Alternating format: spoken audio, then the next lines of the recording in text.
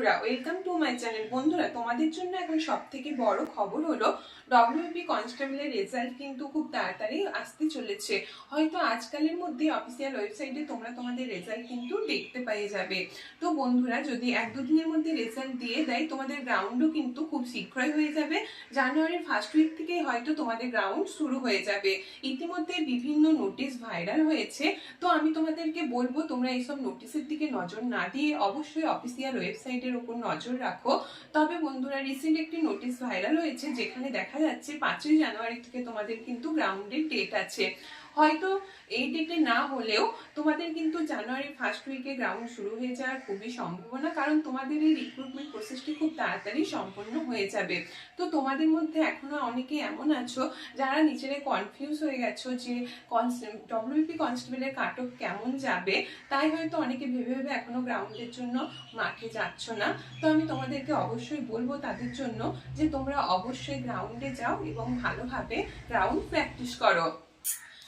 তো বন্ধুরা, তোমাদের অনেকের মধ্যে প্রশ্ন আছে যে ডব্লিউপি কনস্টেবলের কাট অফ কেমন যেতে পারে। অনেকেই হয়তো ভাবছো আমার নাম্বার এটা আছে বা কম আছে, আমি গ্রাউন্ডে যাচ্ছি না, বা এইভাবে এখনো বাড়িতে বসে আছো। তো আমি তোমাদেরকে বলবো অবশ্যই তোমরা ভালোভাবে গ্রাউন্ডের জন্য প্র্যাকটিস করো, কারণ তোমাদের রেজাল্ট দেওয়ার পর তোমরা কিন্তু আর হাতে বেশি টাইম পাবে না গ্রাউন্ড প্র্যাকটিস করার জন্য। তো আমার দিক থেকে আমি তোমাদের জন্য একটি কাট অফ মার্কস তৈরি করেছি বা একটি কাট অফ মার্কস বলছি।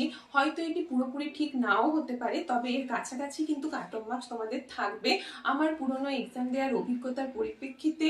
এবং আমি তোমাদের কোশ্চেনও দেখেছি, তোমাদের কোশ্চেনের লেভেল, তার সাথে কিন্তু তোমাদের জন্য একটা যেটা প্লাস পয়েন্ট ছিল বন্ধুরা, যে তোমাদের কিন্তু এক্সাম হলে অনেকেই কিন্তু অ্যাবসেন্ট ছিল।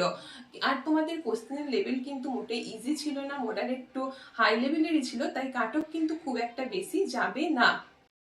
তো আমার মনে হয় ছেলেদের ক্ষেত্রে জেনারেল ক্যান্ডিডেট ইউআরদের কাট অফ যেতে পারে 42 থেকে 44-এর মধ্যে। তোমরা এর থেকে 2 নাম্বার কম বা বেশি ধরে নিতে পারো। আর তোমাদের ওবিসি এবি আমি একসাথেই করেছি, তো ওবিসি এবি এর কাট অফ তোমাদের যেতে পারে 36 থেকে 38-এর মধ্যে।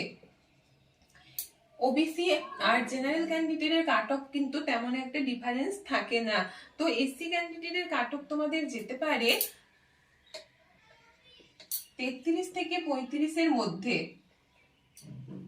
এসটিদের কাট অফ একটু কম যায়, তো আমি বলবো এসটিদের কাট অফ যেতে পারে 26 থেকে 28 বা 29-এর মধ্যে। আর ইডাব্লিউএস দের কথা তো বলারই নয়, তো ইডাব্লিউএস এর কাট অফ যেতে পারে তোমাদের 25-এর থেকে 2 কম বা বেশি। কারণ অন্যান্য পরীক্ষায় ইডাব্লিউএস এর যতটা কম কাট অফ যায়, ডব্লিউপি কনস্টেবল বা পুলিশ বোর্ডের পরীক্ষায় একটু বেশি যায়, কারণ এখানে তোমার ইন্টারভিউ এর আগে পর্যন্ত সার্টিফিকেটটা অ্যাড করা যায়। তো আমি যেটা বললাম ছেলেদের ক্ষেত্রে মেল ক্যান্ডিডেট, এবার আমি বলছি ফিমেল ক্যান্ডিডেটদের ক্ষেত্রে যারা জেনারেল ক্যাটাগরিতে আছো, যাদের নাম্বার 37 থেকে 39-এর মধ্যে আছে, তারাও কিন্তু গ্রাউন্ডের জন্য ভালো করে প্রিপারেশন নিতে শুরু করে দাও।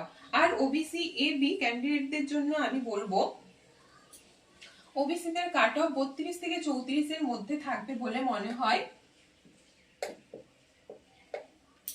এসসি ক্যান্ডিডেট ফিমেলদের ক্ষেত্রে কাট অফ তোমাদের 30 থেকে 34-এর মধ্যে থাকতে পারে। আর এসটি ক্যান্ডিডেটদের মধ্যে তোমাদের কিন্তু ফিমেলদের কাট অফ তোমাদের 24 থেকে 27-এর মধ্যে থাকবে। তোমরা অবশ্যই এর সাথে 2 নাম্বার কিন্তু কম বেশি করে নিতে পারো। আর ইডাব্লিউএস এর কাট অফ, এখানেও আমি তোমাদেরকে বলবো যে ফিমেল ক্যান্ডিডেটদের ক্ষেত্রেও কিন্তু ইডাব্লিউএস এর কাট অফ তোমরা 25-এর এদিকেই ধরতে পারো, হয়তো 20 থেকে 22-এর মধ্যে থাকতে পারে। তো আমি তোমাদেরকে বলবো তোমাদের যদি এই নাম্বার থেকে থাকে এক্সামে, তো তোমরা অবশ্যই মাঠের জন্য প্রিপারেশন নাও। আর বলবো যাদের এর থেকে হয়তো 1-2 নাম্বার কম আছে, তারাও কিন্তু গ্রাউন্ডের জন্য প্রিপারেশন নিতে শুরু করে দাও। সাথে সাথে সামনে কিন্তু কেপি কনস্টেবলের মেন এক্সাম ও ইন্টারভিউর জন্য কিন্তু তোমরা পড়াশোনাটা কন্টিনিউ রাখো, যাতে করে 2026 সালের মধ্যে তোমরা তোমাদের নিজেদের স্বপ্ন পূরণ করতে পারো।